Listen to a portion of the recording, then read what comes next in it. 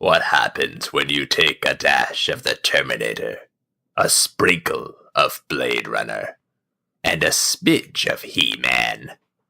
Find out tonight on WatchBots!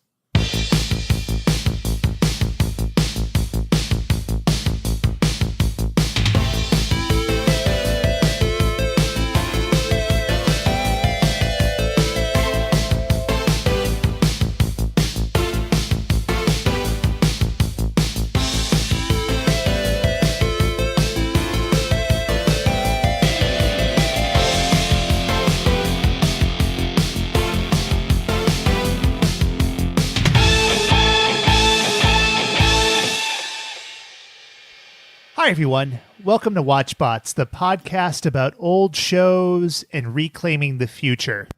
This is Ben, joined tonight by Shaylin. Hello. And back in the good old US of A, Dave. Power on, Ben. Yes, that's not what I was expecting. Welcome back, Dave. I was expecting... What were you expecting? I don't know. Auf Wiedersehen, Hola. Something. You know what? I was almost going to say buongiorno. Yeah. But I changed it last minute. I'll send you a picture. It's literally scribbled out and says power on. I like that. From your trip to Vienna, Austria. Yes. Hamburg, Germany. What are other cities in Europe? Shaylin? I don't know. I was going to say Sydney, Australia, which is not in Europe. Luxembourg. Djibouti, Bruges. Djibouti, still not in Europe. Jakarta. No, not in Europe. It doesn't matter. You traveled somewhere. Yeah. Somewhere. We took care of it, though. I appreciate it. It was a great episode. I hope Laurie comes back and that I'm here for her next guest appearance. I can't believe you missed Laurie, you monster. How dare you? Well, I didn't want to. She and I are wearing matching underpants tonight, just so you guys know. I heard. And Ben and I are also wearing matching underpants. Which is to say, no underpants. Ugh. Exactly. Gross. Exactly. I texted him this morning. I was like, we going commando, bro? And Ben just replied, command, bro. It was great. And we want to hear from you. Hashtag command no or hashtag command bro. Dead silence. Okay.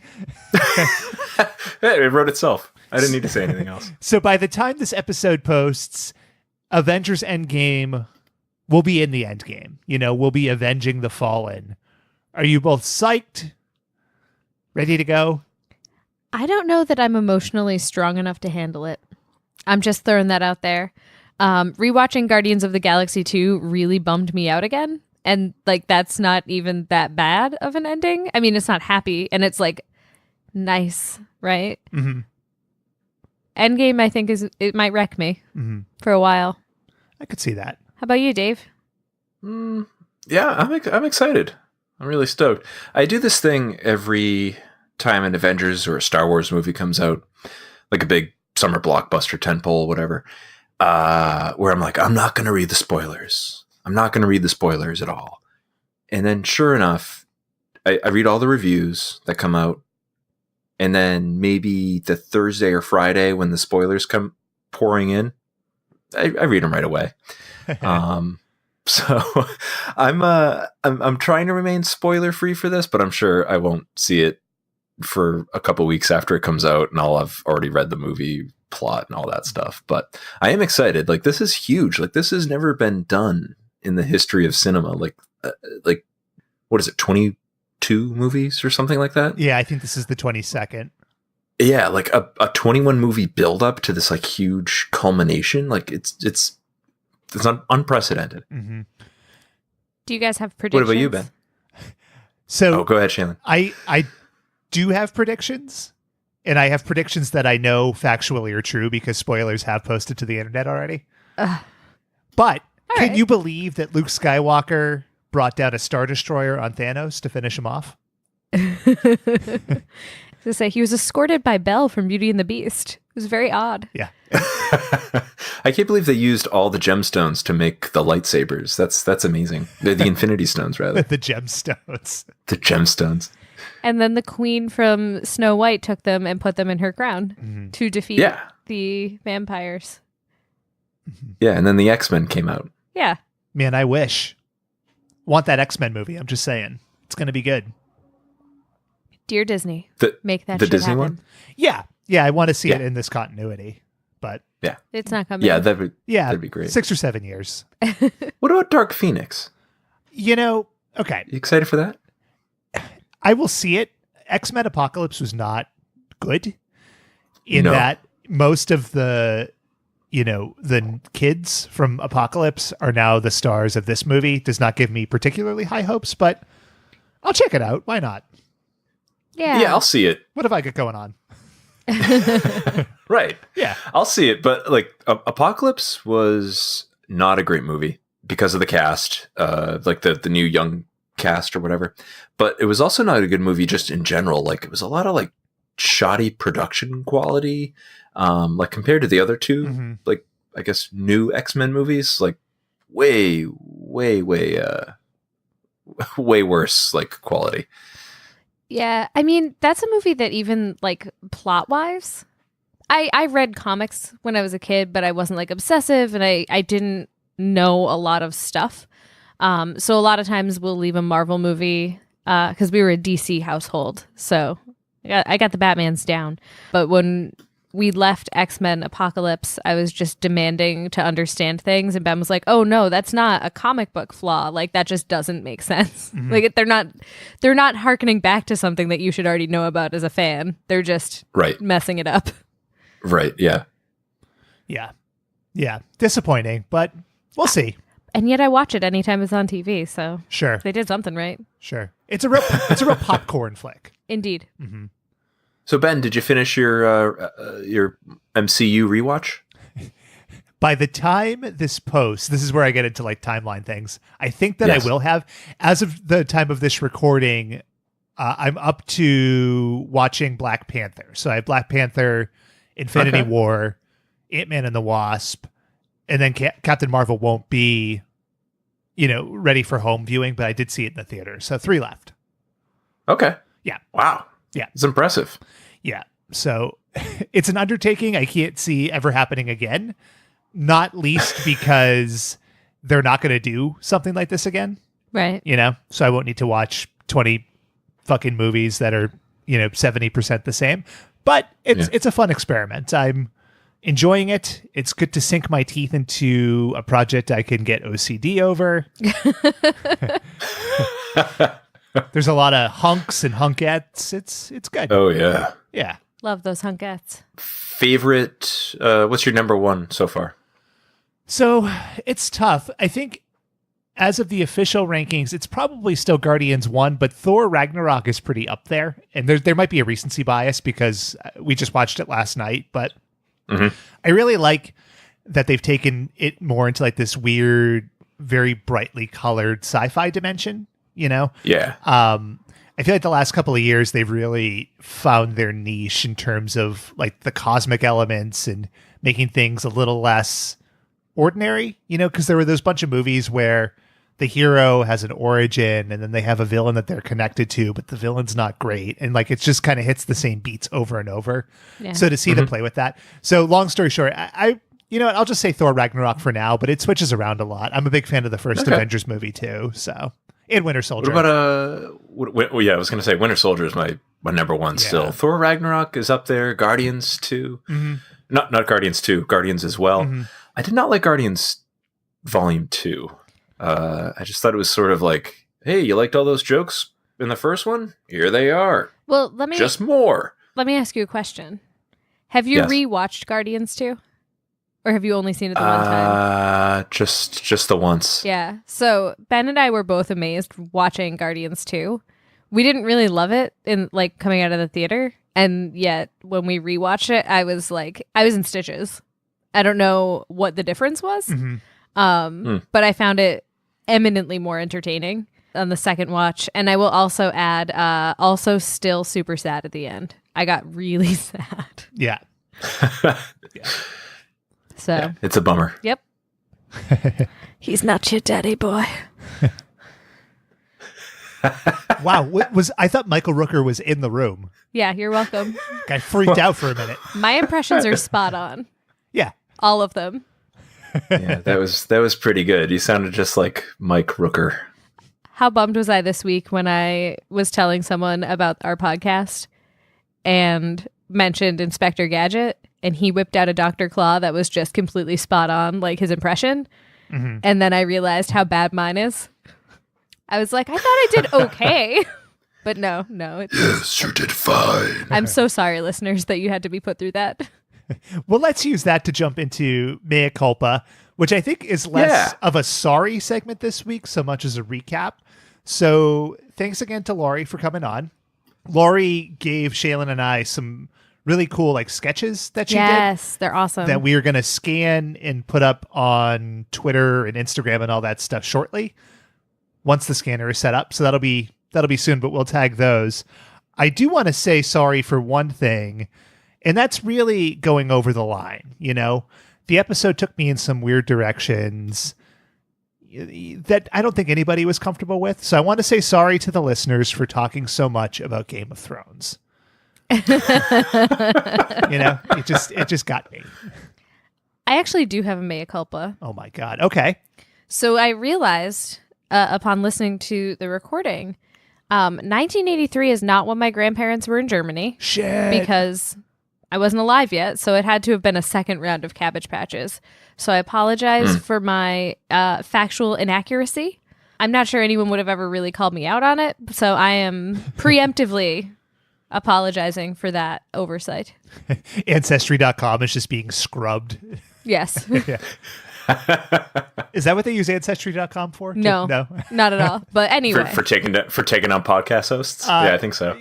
No, checking family histories and stuff. That feels right. Yeah. Yeah. Grandma and Grandpa went to Germany. Yeah. Like they had to update that timeline. So. Right.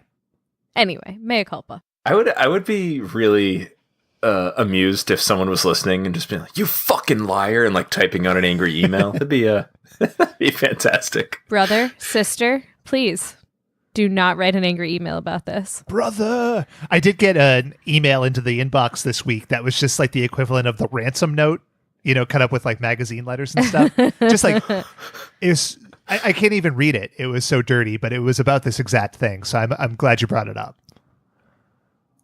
Onward, upward, let's go. Onward, upward, and let's go.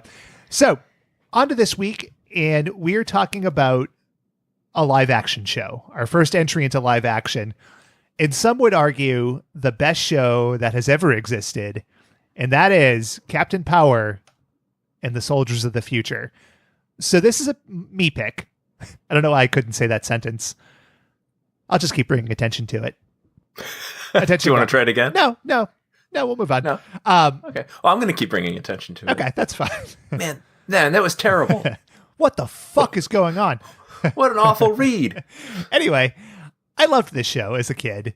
I had a VHS that had the episode we watched, as well as another one called War Dogs, and I must have watched these episodes 250 times, right? Like, for me, this show was pretty close in terms of like Star Trek The Next Generation in terms of timing. So really kind of accessible, short sci-fi, which when I was 4 or 5 was all I could have asked for as a kid. I love the toys. You know, some people have their short-lived shows like Firefly or Battlestar Galactica or Ally McBeal. I had Captain Power. Ally McBeal. Yeah. Did you guys watch Captain Power at all? No. Okay. And frankly, after watching this episode, I can't figure out why anyone did, but we'll get there. Oh boy. It's got a certain je ne sais quoi. Exactly. Yeah, but I did not watch the show, but I always bring up my cousin. I have like 1,000 cousins, and they're all the same within the same age range.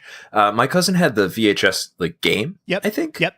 And he had the toys, and I was like a year younger than him, and I think it was just like at that time, we were both like different ages, or obviously, but I was at like an age where I couldn't understand how to play the game, and he knew how to do it. Mm-hmm. So he would just he'd just sit there, you know, flying the plane at the TV or whatever. And I would just be like, I don't know what is going on. What is happening with this? This is so crazy. But other than not knowing how to play it, it looked fucking cool. That was awesome. Like interacting with the television like that, it was so neat. Yeah. So the toys were really one of the biggest things about the show, right? So they had, you'll be familiar with the Zapper from like Duck Hunt on NES and stuff. Similar technology, but they put it inside like a toy. So you could get a Captain Power plane, like the one they fly in the show. And it interacted with the show, I think when it was broadcast, but definitely with the VHS. So basically, when the Biodreads come on screen, you fired the jet, which held the action figure at the screen, and you would get points off it. But while the Biodreads are firing at the television, you have to move the plane around to avoid their shots. And if they hit you, like your thing flew apart. Really, like, amazingly cool toy technology for 1987. Yeah. Sounds awesome. Yeah. So you won't be surprised to hear that this is one of those shows where the concept and the development behind it are insane. You don't say. And also that a toy company was very prominently involved. Really? So the year was 1986, 87 when they developed it. He-Man and the Masters of the Universe was on the way out, was on the downswing, as it were. On the down low. I was going to ask if it was on the down low as well. It's a deep cut. Yeah, it was on the down low. If you're on the down low, hashtag down low. But anyway. Hashtag please let me know. Mattel was looking for a replacement for He-Man, and this is what they came up with. And the main creative force behind this show, his name's Gary Goddard. Now, he did some really amazing, cool work that I would love to talk about, but he also has some really horrifying abuse allegations against him. I was going to say, his name sounds really familiar, but not in a good way. So fuck that guy. A, for being a monster, and B, for not allowing me to talk about this content. But he's the guy behind it. J. Michael Straczynski, who's a big comic book and sci-fi guy, was like the story editor. So he doesn't have anything weird. So we could talk about him a little bit. Straczynski, I think, appears on a bunch of the cartoons that we've watched. He does. Yeah. He's a big showrunner. And now he does comic books and sci-fi and a million other things. So super like ubiquitous kind of guy. Yeah. Now, the idea behind this show, and you may agree or disagree, this show was not supposed to be just for children. Okay. Right. So it was also meant to call to adults too. So that's where some of like the gritty violence comes in, and they swear from time to time, and there's like implied bone zoning.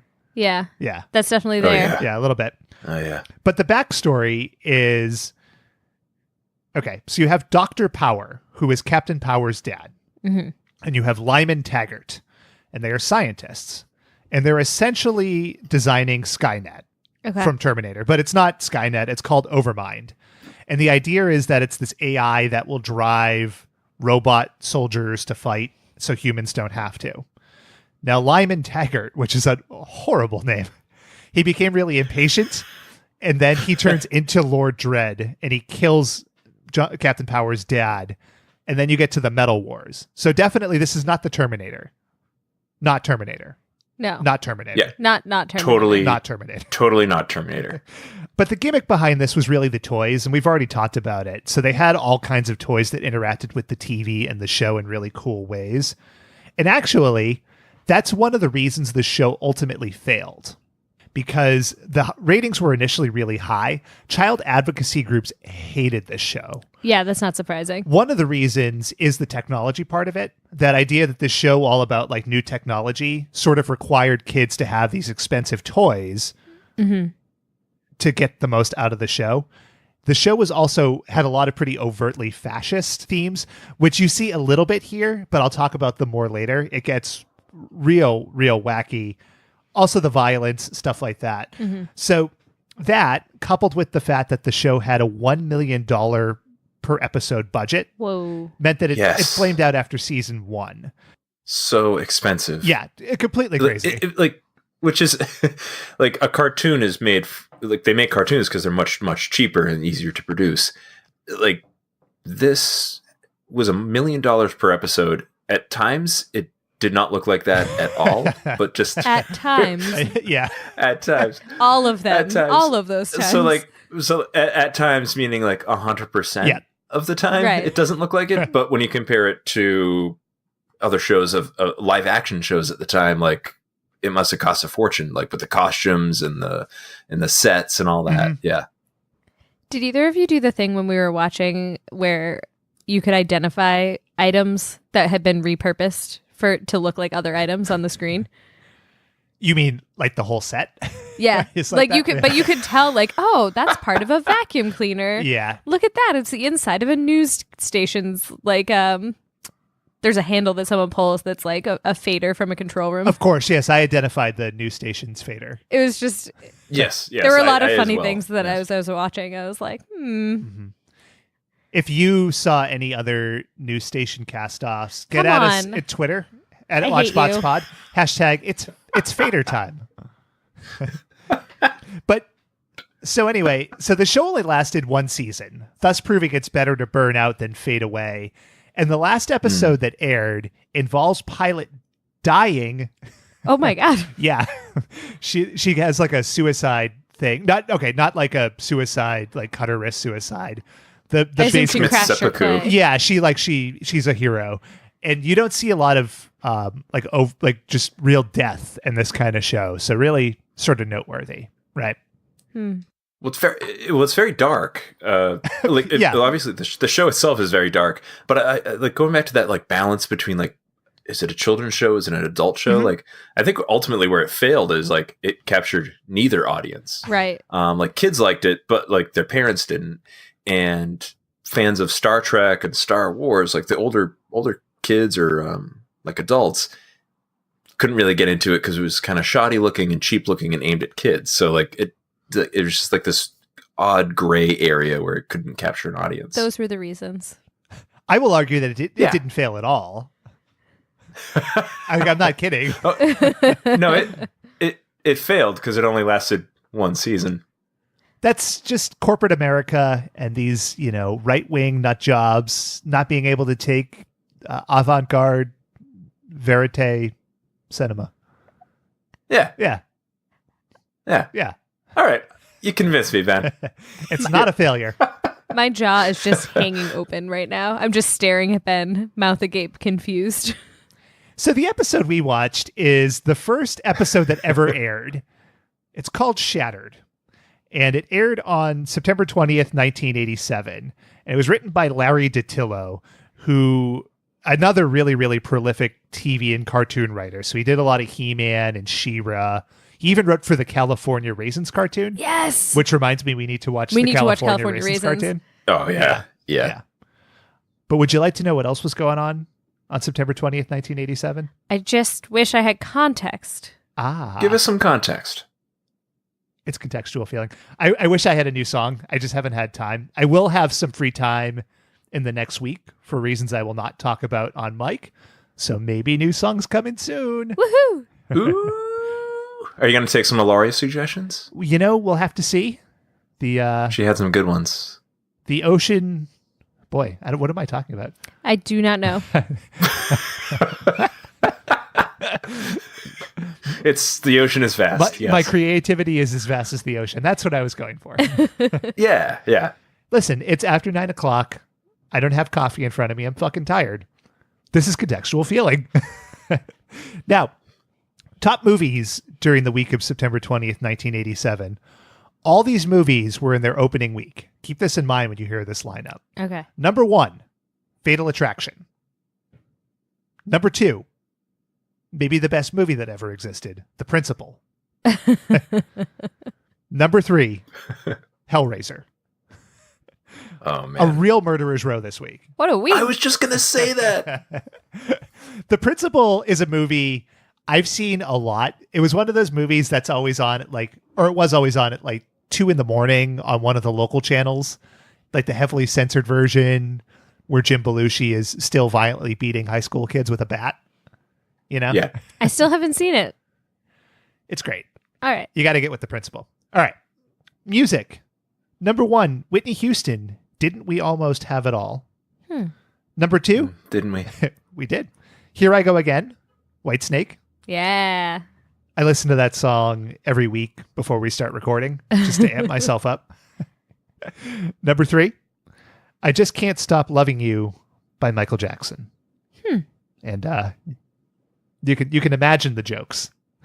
We do not endorse. We do not endorse Michael Jackson. I thought you were going to say we don't endorse comedy, which is also true. I think it's okay if we just like let it go. We don't have to say we do not endorse Michael Jackson. Like I think it's just assumed. It was the hesitation, and I felt like we needed to explicitly state it at some point. So fill that dead air, quick. That's fair. We do not condone anything that Michael Jackson ever did. 1987, I took a look at Happy Meal toys. 1987 was the first year of the Changeables. Oh. Do you guys remember the Changeables? Weren't they like Happy Meal food that turned into dinosaurs? Okay, that was another series. There were several series of Changeables, but yeah, they were like one-step Transformers. Yeah.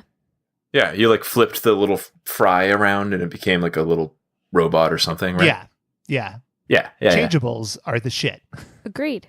So it was a good week for Captain Power to premiere. So unlike most shows that we watch, and maybe one of the reasons for the show's success, there's not a theme song per se, but we do get an intro. Power on. Captain Power and the soldiers of the future. Earth 2147. The legacy of the Metal Wars, when man fought machine and machines won. Biodreads, monstrous creations that hunt down human survivors and digitize them. Volcania, center of the Biodread Empire, stronghold and fortress of Lord Dread, feared ruler of this new order. But from the fires of the Metal Wars arose a new breed of warrior, born and trained to bring down Lord Dread and his Biodread Empire. They were soldiers of the future, mankind's last hope. So let's meet the team. We've got Captain Power, who's the roguish hunk. He's the leader, the Han Solo of the crew. Played by... Hunk, sure. Yeah. A definite hunk. Played by Tim Dunnigan, who maybe not the most well-known actor, but he was actually Face in the A-Team pilot before it got recast. Yeah. So to think that he went from that to this is, I guess, a step down, but maybe not. You have Hawk, who's the grizzled vet who can fly. So his suit is like a Top Gun pilot helmet, and then he has these wings on his arms. He was played by Peter MacNeil, who won a bunch of Canadian Oscars, which I guess is noteworthy. I kept thinking it was Peter McNichol every time I read the cast list. And I was like, wow, Janisch from Ghostbusters 2. We should be so lucky. Then you have Tank, who's the badass. So he wears this camouflage, like ass-kicking outfit. And he's played by Sven Ole Thorsen. Now, Sven was in a shitload of Schwarzenegger movies. So like he's in The Running Man as the bodyguard. He's been in a ton of stuff. Now, in doing my research, I also discovered that he is currently in an open relationship with the singer Grace Jones. I guess I just think it's weird that they would be an open relationship specifically. Mm-hmm. Like, oh, they're together, but if they run into you in the street and proposition you, it's cool. Like, they're not going to be mad at each other. Saw that movie Hall Pass, get really inspired. I guess. Yeah. And then you have Scout, who's the camouflage guy, so he can turn into different people. He was played by Maurice Dean Wint, who's maybe best known for being the crazy cop in that movie Cube. I don't think I haven't seen it. Oh, you guys haven't seen Cube? No. You got to see Cube. So the idea behind Cube, and listeners forgive this digression, is think of like a huge Rubik's Cube, right? Which is made up of many other cubes. Mm-hmm. And a lot of the rooms are death traps. So it's like a government experiment, and they have these 5 people in it, and they need to navigate their way through these death trap rooms. So it's kind of like a futuristic Saw, sort of. Except Okay. they never explain like what is actually going on. It's completely apeshit crazy. So it's like the grown-up version of the Maze Runner. Did you sort of read the Maze Runner? I saw the Maze Runner, so same difference. Okay. Yeah. All right. I like how you apologize to the listeners for digression while this whole series is a digression. Yeah, fair enough. You know what? I'm not sorry. Yeah. Not sorry at all. And then we have Pilot. Pilot is the lone female on the team, so she's responsible for flying, as you would guess. She's played by Jessica Steen. Now, Jessica Steen's been in a bunch of shit, but you might remember her best for being one of the space shuttle pilots from Armageddon, The one who threatens to kick Michael Clark Duncan in the balls. You know who I'm talking about? I know exactly who you're talking about. So here's the thing, right? So she plays a pilot in that movie as well. And she was recommended for the role and cast by Jerry Bruckheimer in Armageddon, specifically because he remembered her from this show. That's amazing. Isn't that fucking I love crazy? it. Yeah, I think that's awesome. It's just like this Captain Power fanboy, like, oh man, I'm gonna get Steen on this. This is gonna be great. And it was great. Armageddon is a movie that cannot be beat. I don't necessarily agree. You had a friend. I that was it. I had a friend. I had a friend in college who we commuted to school together for about a year or so, and we do like 3 days a week or so. Every day, I would ask him, "Oh, what'd you do last night?" And he would say, "I watched Armageddon." He watched Armageddon like 3 times a week for a full 2 semesters of school. It was insane. That guy loved Armageddon. I don't think I've ever met or ever will meet that big of an Armageddon fan ever again in my life. It's just like, what a crazy movie to concentrate on or like focus on. Yeah, I could see that. I mean, it's no Deep Impact. Armageddon is the better of the two. Oh, for sure. Can I make another joke? Yeah. Please 3 do. days a week. What is this, a Beatles song? Ah ha ha ha. Boy. The fun we have.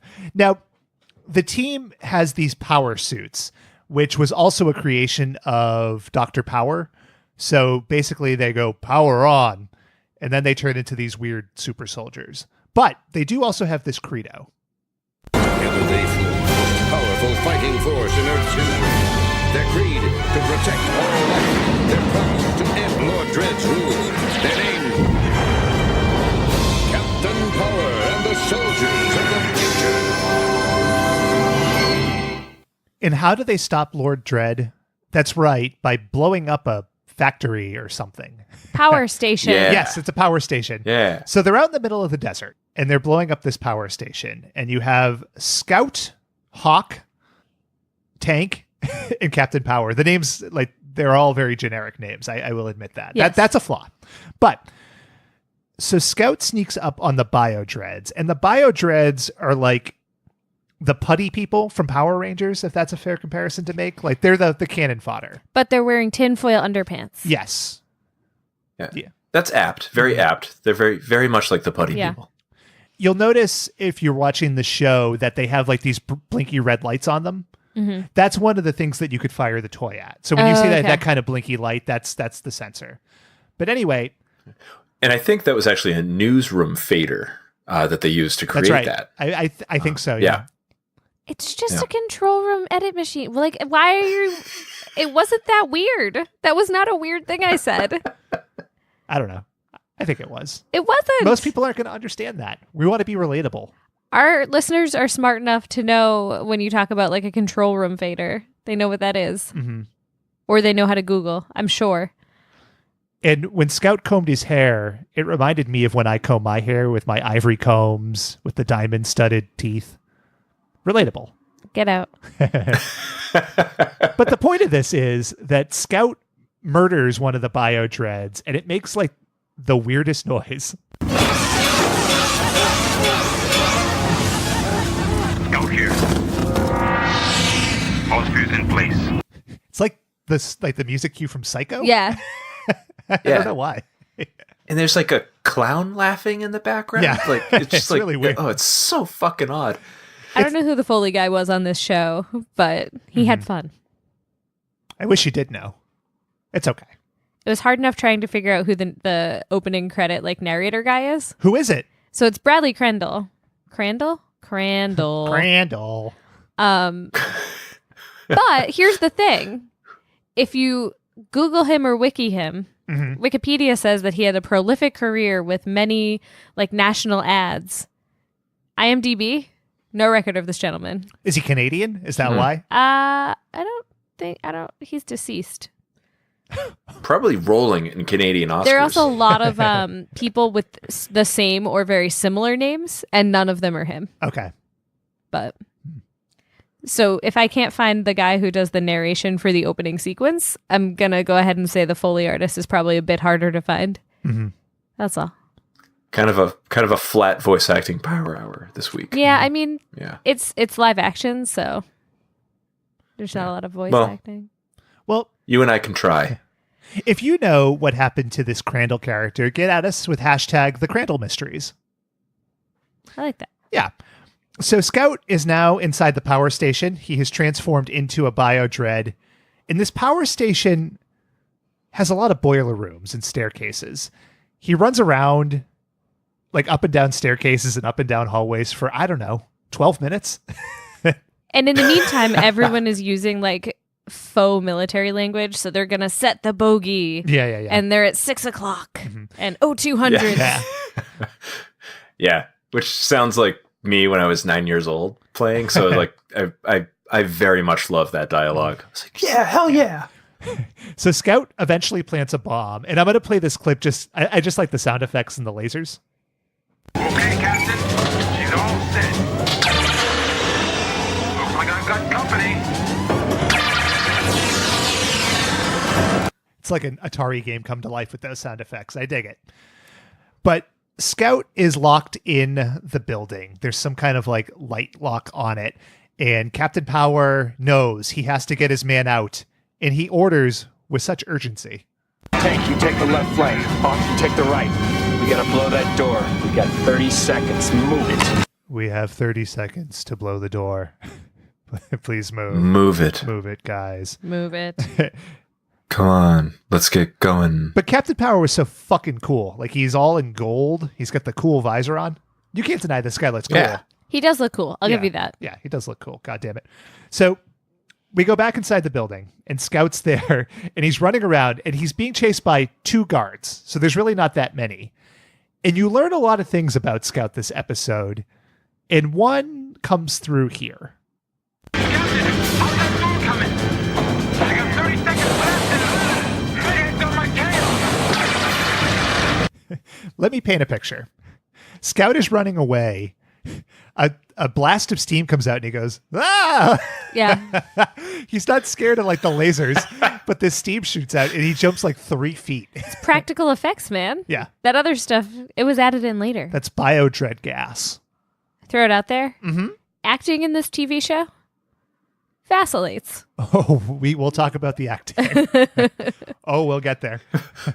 Vacillates between what, Shaylin? It vacillates between wooden and wood. Well, no, wood and like completely overwrought and screaming for reasons that I don't understand.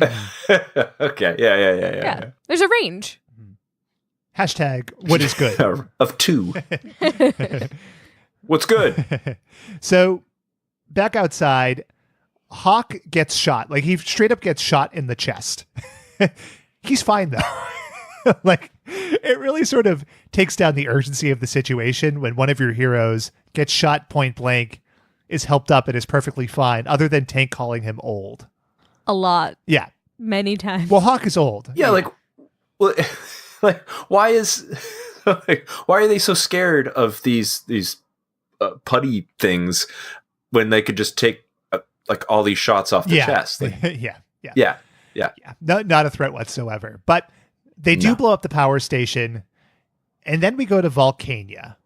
And Volcania certainly does not look like a Blade Runner thing. And Lord Dredd certainly does not seem like a mix of Darth Vader and Emperor Palpatine. And the Borg. And the Borg. Let's meet him. Yeah. Another one. Estimate delay in Project New Order completion. Delay of 3.4 months. Again, power keeps me from my destiny, from my future. So Lord Dredd's big weapon that he uses, it's called digitizing. The Death Star. That too. There is a trench run in the end credits, but Yes, there is. So digitizing is more or less like sucking people in and making them like computer beings. Not like the Matrix entirely, but sort of along that idea. Does that sound about right? Yes. Yeah. Yeah. And Judge Dredd is not right. Lord Dredd, he is thinking a lot about I am the law. I can't think of any other Judge Dredd lines. That's it. Yeah. Guilty. By the way, the new Dread ruled. Did it? Yeah, it looked good. Yeah, it was good. But you were saying. Carl Urban. Another hunk. So Lord Dredd, Captain Power's a thorn in his side. And he comes up with a plan that is extremely well formulated. Perhaps the answer to my future lies in Power's past. So as you find out, and we'll get we'll get to the specifics. Yes, we must take down young Skywalker. I mean, Power. He looks through the digitizer files, which is not an official canon name. I'm just saying what works. To think maybe they had digitized somebody who could bring power to them. It's such like a shot in the dark. So I was shocked when you said this was the first episode of this TV show, because we got to this point in the episode when I was watching it and I was like, man, I really wish I had seen a couple episodes before this so I knew what the fuck was going on. I had Turns the out. Same reaction. Yeah. Yeah. It was, You got all the context you need in the beginning of the episode. Sure, totally. Yeah. Funny. I was reading, I watched the episode. I was looking through the Wikipedia episode list. I'm like, where's Shattered? Where's Shattered? And it was like, I scroll back up. Oh, it's episode 1. Yep. Good start, show. Good solid start. I watched this episode on the way to work and I took notes and I was like, no, I must have missed some things. So I watched it on the way home from work and I was left just as confused. So you couldn't get enough. That's the answer, yes. That's Can't one way stop to till you get interpret enough. that. Yeah. You know who else couldn't get enough? Action. Captain Power and his team. So we see them in their base, which is a cave made of styrofoam with computers that look like they're like the Batman, like Adam West computers, you know? Yes. The year is supposed to be like 2147. So future tech kind of goes back in the past. Whatever. You can't hold that against them. Well, and also, I just want to point out that Pilot, she flies a closet. I'm pretty sure. Every time they cut to her when she's flying, she's like inside of a box. Do you think she felt a little boxed in? That's why she took her own life at the end of the episode or the end of the show. I mean, I have more to say about why she probably did that, but we'll say that we'll save it for the end. Boy. Okay. Ooh, big market tease. So they're in their skivvies or their civvies. Civvies. They're skivvies. Captain They all Power's have matching underpants. Skivvies would be like an Inspector Gadget thing. Ooh. Yeah. But Captain Power is wearing a suit with pointy shoulder pads. It's really good. Which I loved. And like you could tell they're tired because like they have their heads on their hands and they're just Captain Power at one point looks at Hawk and he says, "You need a fucking beer, pal." Because this is a show for adults. But Captain Power gets a personal message. Scout brings it up on the computer and it's like the most superimposed thing you've ever seen. It's just 2 lines. No, it's really good. It's just 2 lines of text from somebody named Athena Samuels. But it just says Athena. Yeah. Captain Power staggers away, and Pilot comes in with a good reaction. You take a direct hit? You got a message? From what planet? What's the origin of that transmission? Sector 19. Used to be San Fran. That's a good mansplaining thing, too, where Pilot asks where it came from, and Captain Power comes over to the top and just barks, "Where did that transmission come from?" Yeah. I absolutely loved it. Did you take a direct hit, Ben? In many ways, this episode, yes, I did. They call up a sparkly man in purple. I named him Beardo. His actual name is Mentor. And what I didn't know is that this is like the AI version of Dr. Power, so Captain Power's dad. Yeah. Oh. Yeah. But he's a sparkly man in purple, kind of like the progenitor for Zordon from I was Power going to say, Rangers. he's like, yeah. This show's a lot like Power Rangers, I guess. Well, even that opening scene where they're walking into the factory looks like Zordon's castle or whatever it was. His like base. Yeah. So Captain Power is struck by this message. Athena is somebody he used to know. So he grabs Pilot, they go to the jump ship, and they're going to San Fran, or Sector 19, as it were. And while Pilot's flying, this gives Captain Power a little time to reflect. And he tells us about Athena's best attributes. Athena was my father's lab assistant. She was brilliant, beautiful. I love this part. Okay. He's like, there's no indication of how old he was. Yeah. So she was my father's lab assistant, who might have been my peer or might have been a creepy babysitter. Hard to say. Yeah. Tough to tell. And she was beautiful and brilliant. So he respected her mind first. She was brilliant. And then obviously they had a lot of sex because reasons. Well, or did maybe they she have was a lot just of beautiful sex? on the inside. That could be. Could be. Yeah. Well, Pilot will resolve this for us, I think. Yeah, because it seems like Pilot has the hots for Captain Power. Oh, yeah. Or maybe she's just a good friend. Like, I don't want to read too much into it. But she asks a reasonable question of Captain Power, and he answers in the most insane way possible. Just friends? For a while. Then the war started. Like, what kind of answer is that? For a while, and then the war started. So And then we started He fucking. misread her question. Like, she's saying just friends, and he's like, "Yeah, we were friends for a while. Then the war started." She wants to know, like, were you just friends or were you lovers? Like, he just completely misread it. He might be a little autistic. Did he misread it, or was he evading an answer because he was like 12 and she was his father's lab assistant and was an adult? It's just Tough to tell. Yeah. Because I was interpreting it in a really bad way at a certain point. I didn't because take of it in the way this. I didn't take it in this creep way at all that you're taking it. I only did because of the way that she talks to him later, where she's like, if she's older, she should be bragging about it anyway. I wouldn't be interpreting anything about Athena's acting. well, I have to do something with it. We'll get there. Okay. There. Okay. So they land in San Francisco. And this is where you see that $1 million budget shining through, because San Francisco is a hull of a building and a working traffic light. Well, blinking. And fog. And one telephone booth with a blinking light. And like lots of scraps of paper. Yeah. Yes, A lot of paper. blowing about. Somebody like took a shoebox of their old receipts and like shook it out over the set. That's what San Francisco is. Yeah. San Francisco is devastated by that shoebox. I'll have you know. Why does San Francisco randomly have power for certain things? I don't know. It's not important. Don't ask. It's ambiance. So they land, they get out, they use things that are definitely not tricorders from Star Trek. And Captain Power decides he's going to follow the beacon. And he has Pilot stay at the ship. They don't give a Pilot a lot to do in this episode. So Captain Power wanders toward the bookstore. And Pilot is immediately sprayed with gas by somebody in a mask. The mask sort of looked like Princess Leia's mask from Return of the Jedi when she's dressed up like a bounty hunter. Yes. Accurate. Yeah, There's not It's a thermal detonator. There's not a lot of original ideas in this show. I'm just going to throw this out there now.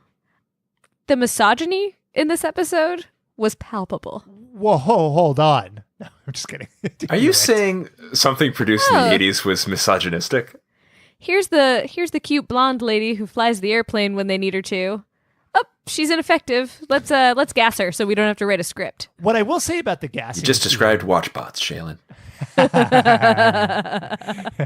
What I will say about the gassing scene is it gave Pilot the chance to act, because she gets sprayed with this gas and she's staggering around and coughing and she walks like 75 feet and then she falls to the ground. On her back. It was great. Yeah. Yeah. It's like clutching at her throat, trying to breathe. Yeah. She's swallowing her tongue. She's borderline Tobias Funke when the fire sale hits. Yeah, that's almost there. That's a good parallel. I've got gas. So Captain Power makes it to the City Limits bookstore, which was where he and Athena hung out. And the sign works there too. There's more electricity. Don't ask. It's just ambience. But at this point, he decides he needs his power suit, where we do get a pretty cool moment. Power on. So he gets into the power suit. There's like a wavy camera thing, and then he's standing in the same place. It's cool. It's A+. Yeah, it is A+. Yeah, I liked it. Great special effects. Yeah, that's right. So he goes into the bookstore where there's music playing. And apparently, whoever he's going to meet Well, I guess he knows he's going to meet Athena. He knows he's there to fuck, right? That's what they're there for with that music. Similar to Scout, Captain Power wanders around this bookstore for about a month. This bookstore has many different levels to it. Yeah. It like you would assume it's like a neighborhood bookstore, but it's like a fucking Barnes and Noble. It's huge, It's crazy. And then he sees a chessboard that's set up. And he decides to sit down, and then it gets a little weird. The camera is tight on Captain Power, and then you get like a Wayne's World, like diddle-a-doo, diddle-a-doo, diddle-a-doo. And the scene moves to this.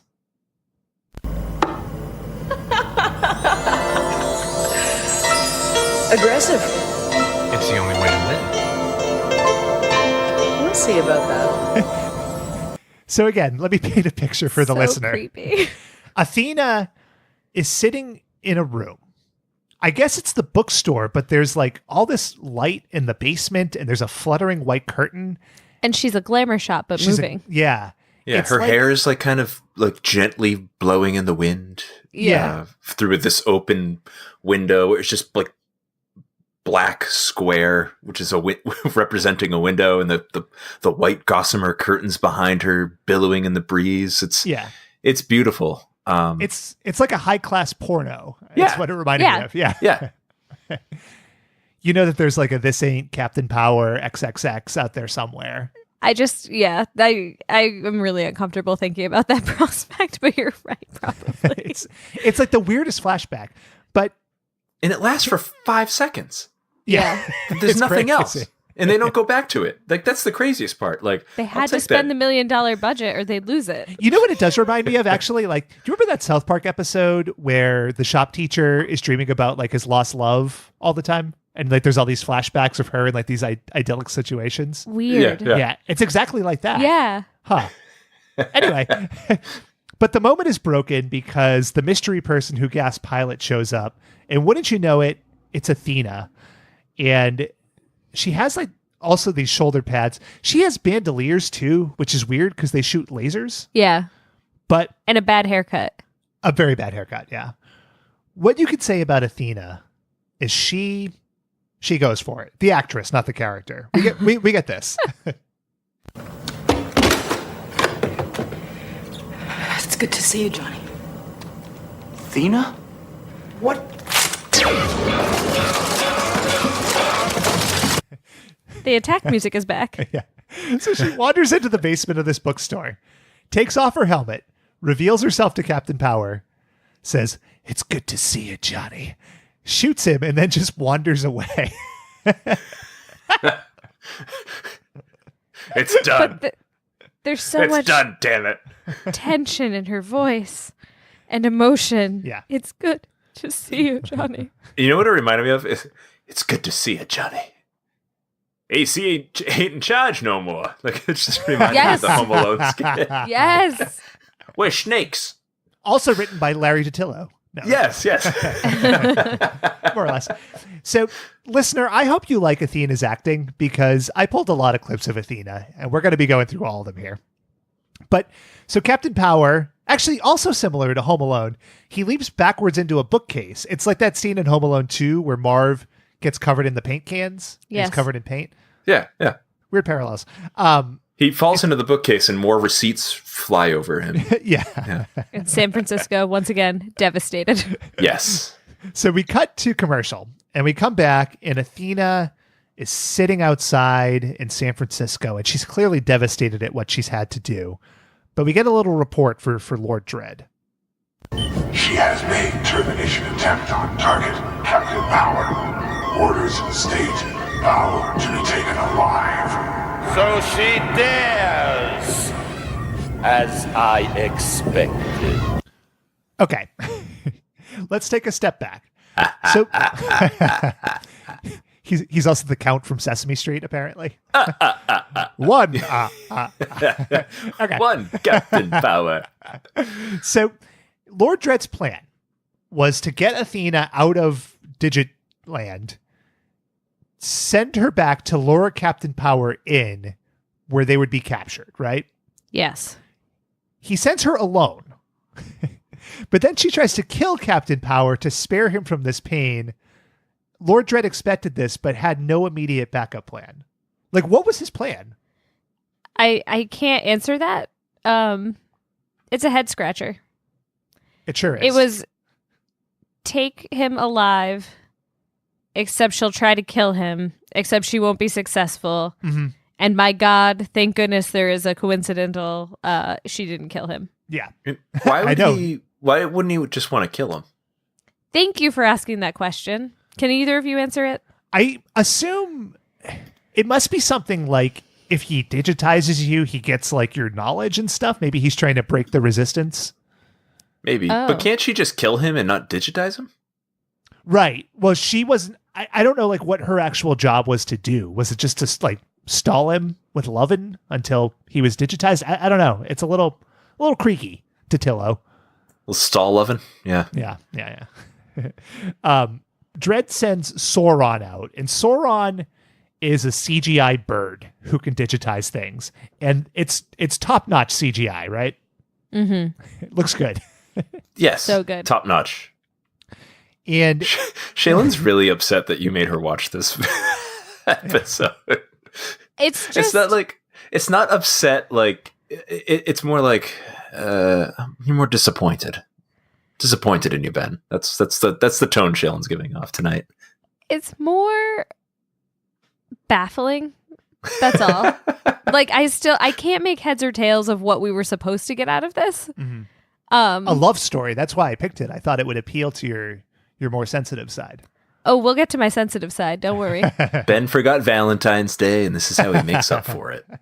I will say, as I was watching this one, I was like, I remember there being more action going on and less like acting. There's a lot of acting. Like this. I'm sorry, Johnny. I'm sorry, Johnny. But it's better this way. For both of us. Why, Athena? At least tell me why. At least tell me why. I Johnny. can't do that because the people who wrote the episode didn't tell me. So this is followed up by Captain Power throwing a ninja star at Athena, and she throws a grenade at him, and his power suit goes off. So now he's defenseless in this harsh, cruel world. How does the power suit work? It's on batteries. It's like Iron Man's suit. Okay. Yeah. So he needed to charge up Right. before he landed, and I think he didn't. Was that right? Couldn't. Because they were fresh off the last mission. right? Okay. Yeah. Okay. Yep. So Pilot wakes up, and the rest of the team is on the way to San Fran, and we find out a little more about Athena. Why is she trying to kill Johnny? What did he do to her? What horrible crime? This is called Athena's monologue. It's wires and metal, but it touches you. And it knows every secret, every shame, every hate, every love. It knows, Johnny. Do you think that she went to the same acting classes as Tommy Wiseau? Maybe. Johnny. She doesn't paint. She does apart, Johnny. She doesn't paint a flattering That was picture Lisa. of living inside inside Sauron. Sure. And like I understand it's supposed to she's like this tortured soul that they let out, but at the same time her acting was just so bad. Yeah. I was trying to imagine like what shame the computer found of her. Like that time I pooped my pants in second grade. They know everything, Johnny. That time Everything. I seduced a 13-year-old in his father's lab. That time I wet myself at camp and all the kids laughed at me.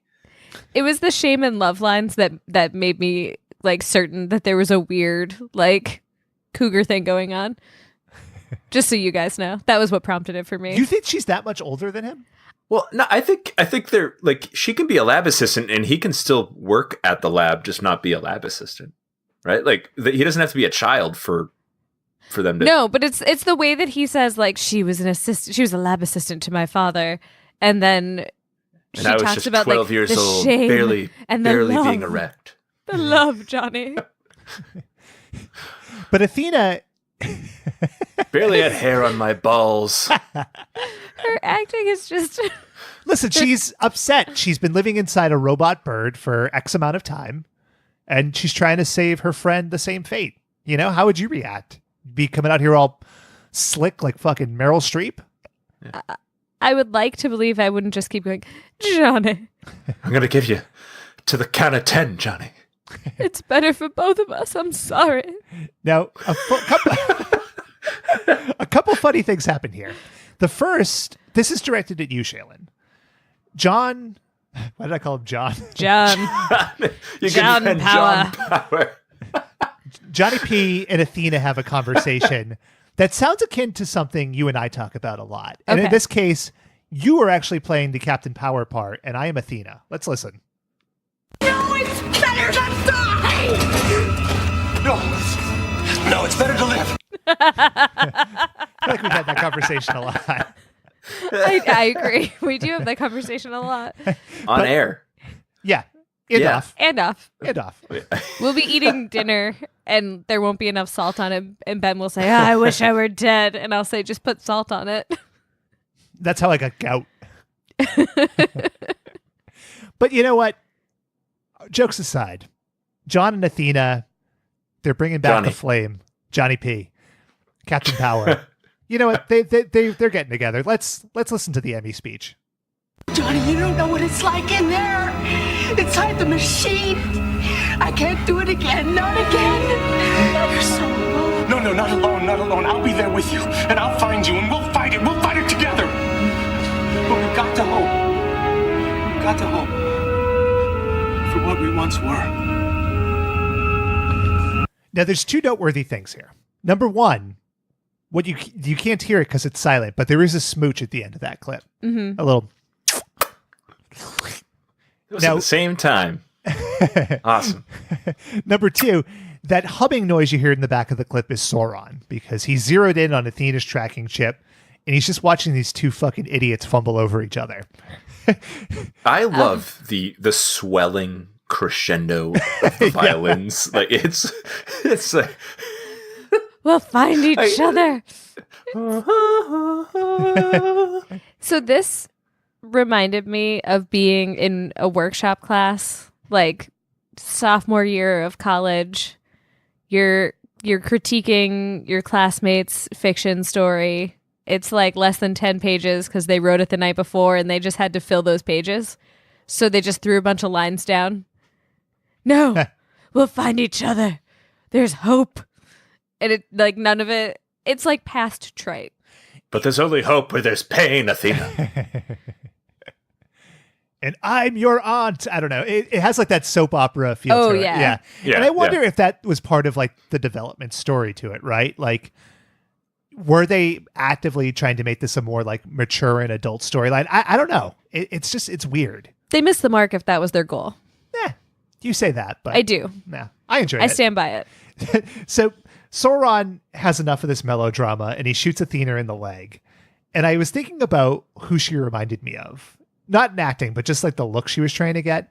And I came to a mix of Linda Hamilton from The Terminator and Sigourney Weaver in Aliens. Oh, yeah. If they were like I came up with Vasquez from Aliens. Okay, yeah, that plays too. Yep. Yeah. But it sounds like we're on the same track with like powerful woman from James Cameron films. Oh, yeah.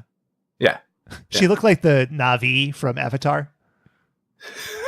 I still haven't seen Avatar. The old lady from Titanic. Yeah, quite. Exactly. Okay. So topless Kate Winslet. Hachi Machi. She looked like Billy Zane from Titanic. Billy Zane from Zoolander. Arnold Vosloo. Anyway, so Sauron is my favorite character because he's just watching these two, and all of a sudden he has enough, and he decides to digitize them. And we'll hear what he says, but we also get to hear Johnny and Athena embrace their fate.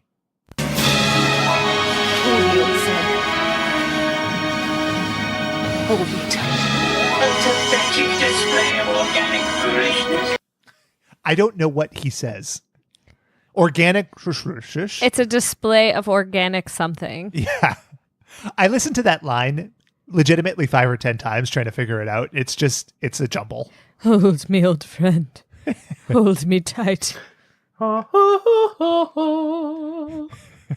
But finally we get some action because Pilot shows up, followed shortly thereafter by Hawk and Tank and Scout. Now you get a lot of Hawk flying around, and this is fun because you can tell there wasn't a lot of budget left because every shot of Hawk flying is just a still image of him like moving toward the camera. It looks like George Reeves' Superman. Yeah. I saw it and I was like, it looks like they put the Hawk toy on a stick and kind of wiggled it in front of a sky. It's pretty good. It does have that look to it. It does. Yeah. Now, Hawk's big ability is that he can fly, right? This is negated, though, because Tank and Scout have flying bikes, so it's like Hawk's one cool thing that he can do, the others can also do. Like, what the fuck is that? Yeah. But you get, like, this low-budget fighting. It goes on for 90 seconds, so it's just, like, the laser noises, Sauron staggering around, flying, a lot of, like, foo, woo noises. Actually, even more on back to the pilot stuff, the flying stuff. Like, so if they have flying bikes, it negates Hawk's flying ability. It even further negates Pilot's one thing that she brings to the team, which is flying a fucking plane. Like, if they can already fly, why do they need Pilot? Sex appeal? No, I don't know. Gender diversity. Yeah, I guess so. But like, it's just like, well, she's just a woman. We don't need her to do much. It's fine. We just need someone inside that closet for them to call home to after the explosions. Exactly. And ask, just friends? She does more, as we'll get to here. So Sauron flies off. The group escapes. Now, they're back in the cave base, right? Mm-hmm. And they pull the tracker out of Athena's neck. Subcutaneous tracker. Yes. Complete plausible science. Scout reacts in a way I would not have expected here. Homerun voice transmitter. Sweet. It's in the far future. These guys are like resistance soldiers. I don't know why he reacts like he's never seen a tracker before. It seems like something that would have been pretty common. But that's not the Maybe weird it's like thing a special brand of a tracker. Like Dreadco. Yeah. Ooh, Dreadco. Wow. That's top line. Saw one of these at the show. Man, that must have been buku bucks for Lord Dread. Buku.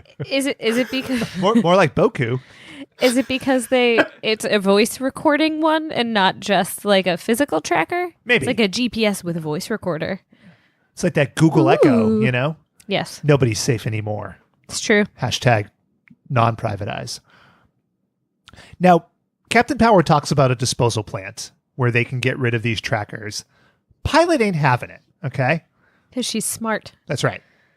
Shouldn't you destroy it? Our ship and base have a jamming device. If it make you feel better, make me feel better. Listen to the laughter. So, this is... I think I could have found a way to enjoy this episode up until this moment when the two women are making a very intelligent choice about destroying the fucking tracker that the evil being they're trying to defeat has on their ship. And then they destroy it, and all the men are like, oh, silly women. Ha, ha, ha, ha. So fucking infuriating. It's like, yeah. Like, it makes me violently angry that they're just like, here's a very reasonable, rational thing that we should do. And the men are like, no, because reasons that don't make any sense. And when the women actually fix the problem, they laugh at them.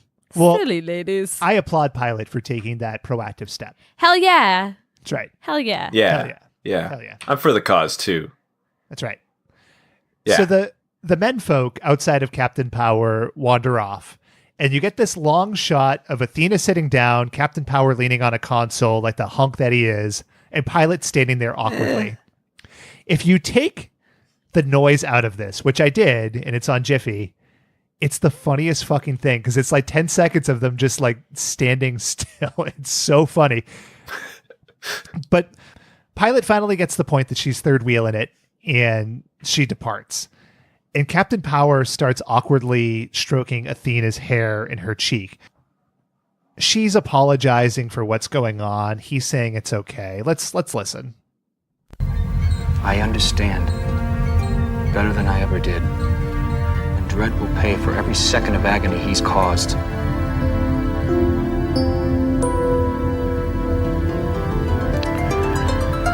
now?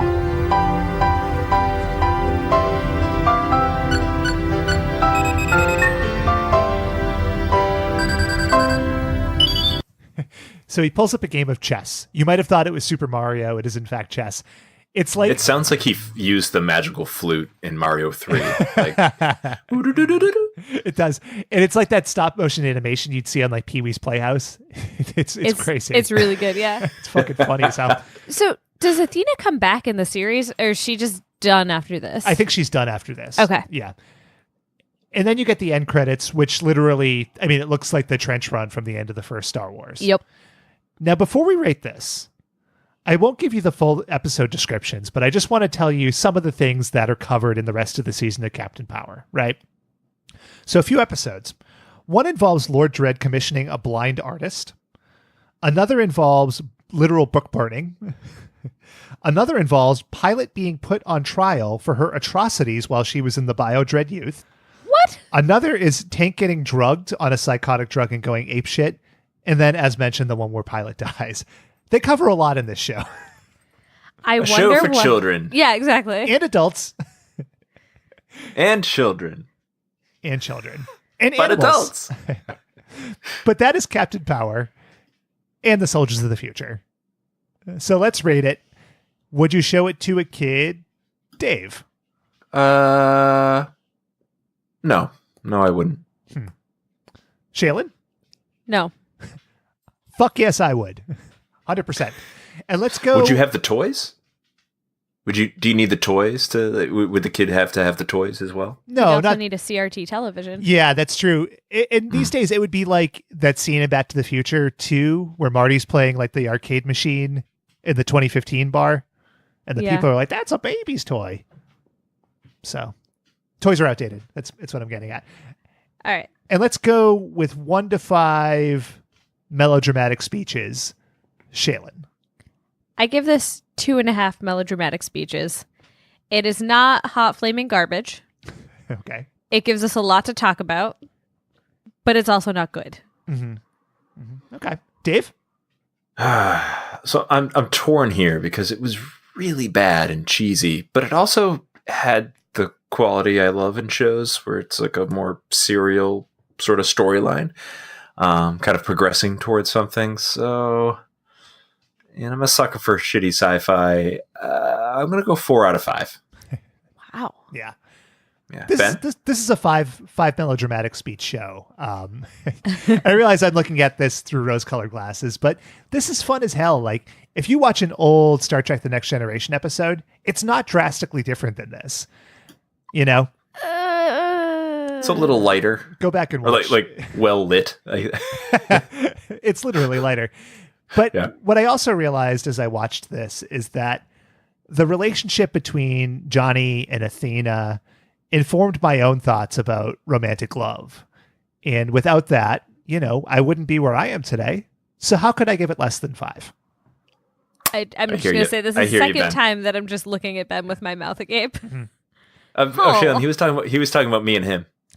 Even still, that love is a hold me, glorious old thing. friend. Hold me I'm tight. sorry, Ben. Johnny. I'm sorry, Benny. They made me do it. It's better for both of us. Hold me. It's dark, Ben. I can't see. Based off of Pilot's death, I was gonna put a game together about people dying in kids shows, and it was gonna be called Making Kids Cry, and I had a whole theme song like set to Pretty Fly for a White Guy.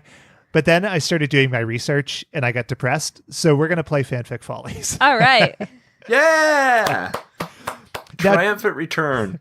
to refresh you all on Fanfic Follies, these are all pulled from Archive of Our Own, which is an open source fan fiction website.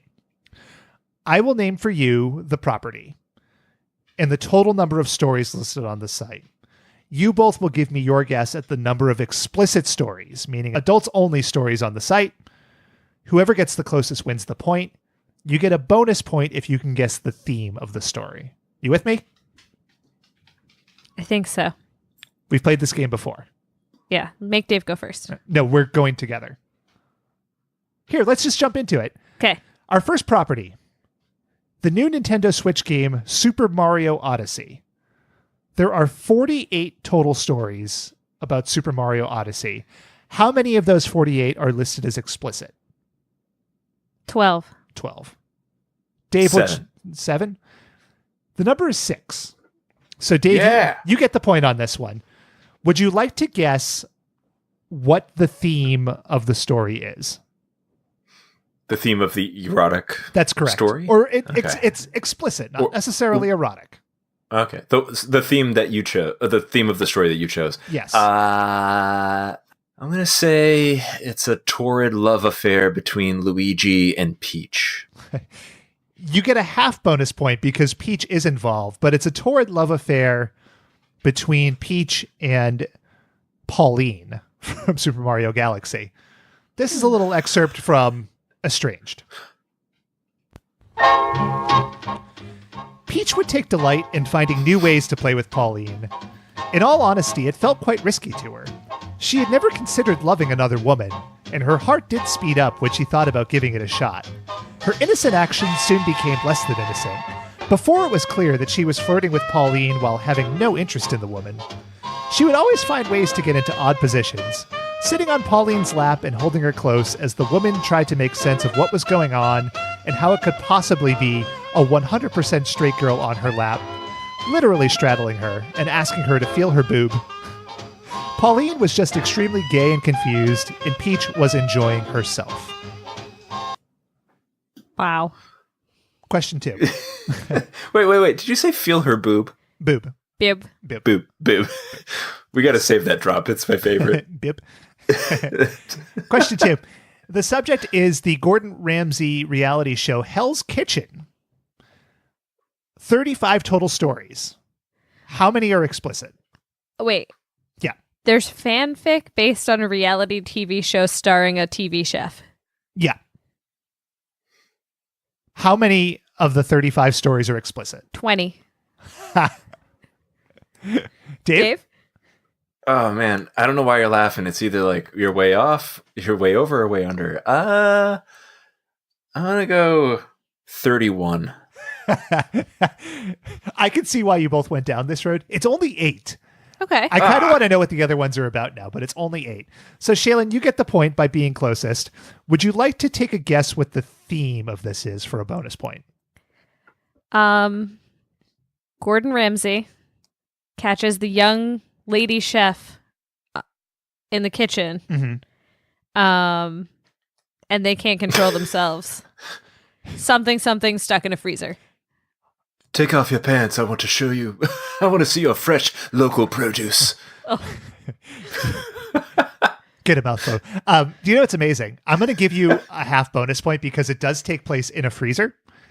You will never guess what this is about. You may not guess what this is about when I read it, but This is an excerpt from In the Freezer. Instead of getting better, the tightness in his muscles worsened, bringing his already short temper to an all-new low. Placing both hands in his lower back and grimacing, he snapped an order to the cook nearest to him to start again on the risotto. When she had done nothing wrong, he felt he had to take his misery out on someone. That was when something dropped into his lower belly and he felt time freeze around him. Making some quick excuse, he ran out to the walk-in freezer, locking the door behind him. Something inside him had definitely moved, and he felt a cold sweat break out of his wrinkled forehead. For the first time in a long time, Gordon Ramsay felt scared. That was when his muscles contracted painfully, knocking all the wind from his lungs while liquid splashed on the tile floor behind him. Fearing the worst, he pulled off his pants and underwear before feeling at his slightly puffy pucker. Pulling his hand back to the front, he was stunned to see a clear fluid on his fingertips, rather than the blood he had feared. I'm sorry, is Gordon Ramsay giving birth? Yeah, he's giving birth out of his ass. That's what that story's about. I thought he was having explosive diarrhea. Nope. At first. The liquid was clear. He's giving birth to a baby. He also does pleasure himself. So while birthing? Yeah. Yeah. Oh. Yeah, that story gets a lot more graphic. People are really demented. Can you send me the link to that one? I'll see if I can find it. It's worth a read. Thanks. Sure. Thanks. Yeah. Cleaning up my freezer. So we're tied at 1.5. Next up, Gem and the holograms. Now, this is just the cartoon because there's a lot of different Gem properties, comic books, the movies. This is just listed as strictly the cartoon. 22 total stories. How many of them are listed as explicit? 7. Okay. 10. The answer is 2, which I was shocked at. I'm stunned. I'm sure. Oh, man. Shaylin, would you like to take a guess at the theme? Gem and the holograms need to raise money to save the animal shelter. And they backstage at the Battle of the Bands, Gem gives someone a hand job. That's my guess. I like how convoluted that is. That is perfectly on brand with Gem. But could I venture a guess? No points. Please do. Please. It has to do with the honor jar somehow. When you see one there, it's definitely one I wrote, but you're both wrong. This is an excerpt from Fatherhood, starring Rio Pacheco and Riot from the other band. Misfits. The Misfits. Thank you. Okay. This is Fatherhood. He opened the door to find Riot dancing to a Stinger song that had come onto the radio. Riot, what are you doing here? I came to laugh at you and your adopted child. Just then, Caillou, who's a child that Rio has adopted, just for you to both, pushed past the two and headed for the kitchen. He began tearing it apart and eating food left and right. Rio and Riot walked into the kitchen and watched in shock, before Riot snapped out of it and started laughing. His fit of laughter didn't last long, however, when Caillou growled at both of them and jumped onto Rio. He tried to shake the child off, and even Riot was trying to help, but neither of them could shake it in time. Caillou sunk his teeth into Rio's shoulder, and there was an incredibly loud bang noise. Rio got up from the floor, his head aching. There was something mildly heavy on top of him. There was blood everywhere. What? He began. It was Caillou's dead body. So Rio adopts a rabbit boy. How is that erotic? It's explicit. It's not erotic. Oh. So who came to laugh at whose adopted child? Rio adopted the child. Riot was in his house. To laugh at them. Fap to this. Riot also may be a man. Uh-huh. Hold on. Riot, you saved me, Rio exclaimed. I think I may be in love with you. Me too, Rio. Me too. Now let's get you to a hospital. They stepped over Caillou's dead body and walked hand in hand out of the house. It's a good one. So the score. Wow. Going into our last question. Shaylin 2.5, Dave 1.5. So the big stakes here. Our last one, Generation 1 Transformers, the original. Ooh, okay. There are 14,503 stories. Of that 14,503, how many are listed as explicit? 207. Dave, for the steal? 322. 3,170. So neither of you are close, but Dave does get the point. Now, yeah, it's tied up. And since it's tied, I will give you both the chance to get the bonus point here. Try to break the tie. Dave, because you got the answer closest, I will let you go first. What's the theme? What is the theme of the story that I picked? You know what? No, you know what? I can't give you the title. It gives a lot away. Sorry, can't do it. Let's see here. It involves Bumblebee turning from a transformer to an actual person, and making love to one of the female human characters. And there's a bunch of dialogue about revving her engine and all of that. Okay. Shaylin? So Optimus Prime Mm-hmm. is sad, and one of the Autobots essentially massages him back to happiness. You're both. And he shoots his Optimus slime. Oh, God. I did not take it that far. I think you were going there, weren't you? And this is why I did not agree to have our podcast featured on the blog at work. Yeah. You fucking sicko. You're both on the right track, but neither of you are quite there. This is Gone Honeymoonin'. And then Drift was placing kisses down Ratchet's neck, along one shoulder, down onto his chest, and across to the other shoulder. Ratchet stifled a groan as the heat built between them, and almost subconsciously he opened his panel to allow Drift access. With a chuckle, he returned the favor, and now Ratchet could feel the heat and the wetness of Drift's valve sliding against the length of his spike. And so on, and so forth. What the fuck? Yeah. Drift and Ratchet got married, and this is their honeymoon. Gone honeymooning. Okay. Yeah. So. Robot truck people. Yeah. Are trying to pork. Yeah. Huh. So judgmental. These alternative lifestyles. I just don't understand the physics. I thought you were woke, Shaylin. The physics. Well, see. They don't have nerve endings. They're trucks. Well, Ratchet opened up his panel to allow Drift access. And Drift also speaks huskily into Ratchet's audioles. I can continue if you want. No, they don't have, how do they have nerve endings? Why are they doing this? To share oil? I don't know. For Autobot connection. Talk about autoerotic asphyxiation. Asphyxiation. Oh my. But anyway, it's a tie. Everybody wins. Yay. Good job, Davey. Hooray. You too, Shaylin. A success as always. Now on to the mailbag. And we do have something this week. Hi, Watchbots. Your Inspector Gadget episode got me thinking about cartoon tropes like person-shaped holes in the wall or explosions leaving only soot marks and hair standing on edge. What are some of your favorite cartoon tropes? Warm regards, Chub Tucker. And thanks, Chub. That's a really good question. Tropes? Common things? What do you guys love? All right, I have a couple. Okay. Quicksand in places where it doesn't belong. That's a good one. I hate sand.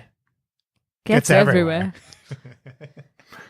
Do you have an example, like a specific example of that, Shaylin?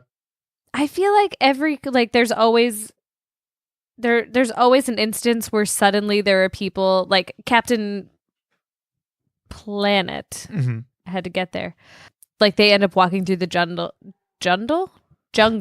Well, welcome to the Grundle. The genital? I don't know what that word was supposed to be. It was supposed to be jungle. And they one of them gets stuck in quicksand, and it happens in G.I. Joe. Mm-hmm. And sometimes it's mud, maybe not just quicksand. There's an Inspector Gadget, I believe, where it happens. Mm-hmm. I feel like it's one of those things that you really think as a kid watching these shows, I should know how to deal with quicksand, right? But you never need, you don't really need that skill. It's not that common. Never a problem. And I also like it when animals smell something delicious and they can fly and they turn into weird magic flying carpets. Oh man, that's a good one. It's adorable. That's a really good one. Okay. And it's usually like the scent lines from a pie cooling on a windowsill. Yes, exactly. Yeah. Those are mine. What do you guys got? Those are solid. I like when kids or small people like stack up on each other and put a giant coat on themselves to look like an adult. Yep. Good one.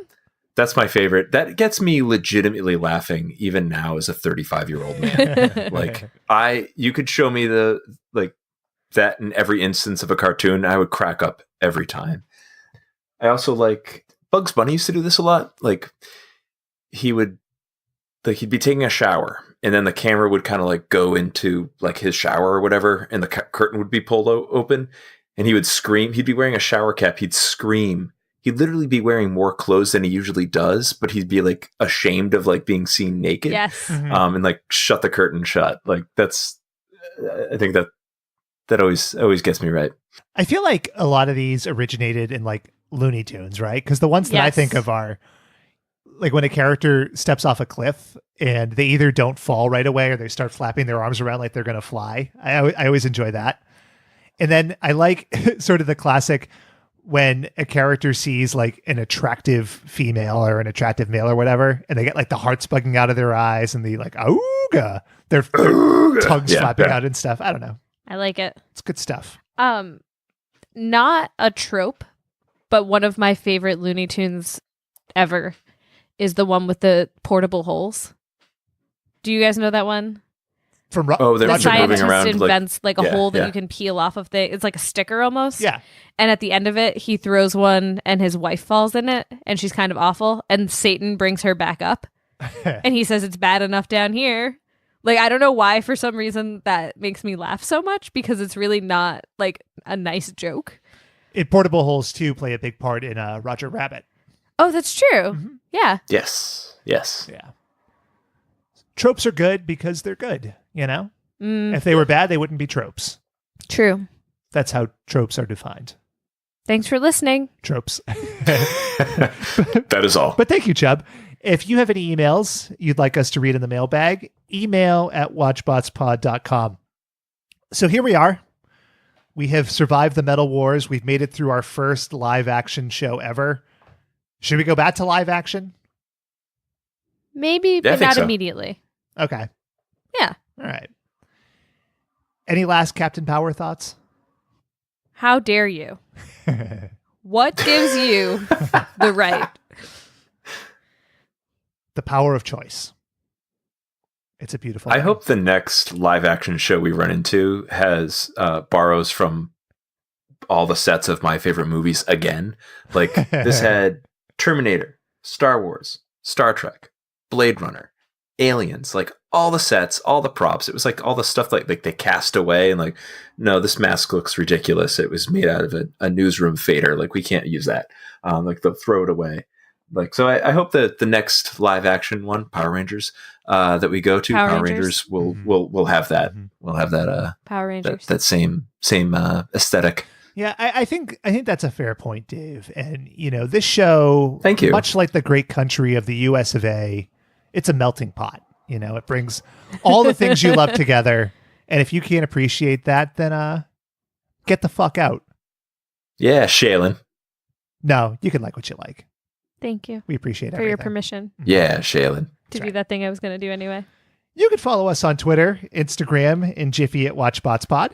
Please subscribe, rate, and review on iTunes, Spotify, or your platform of choice. For Dave and Shaylin, this is Ben. Thanks for listening to another episode of WatchBots. And until next week, I'm sorry, Johnny.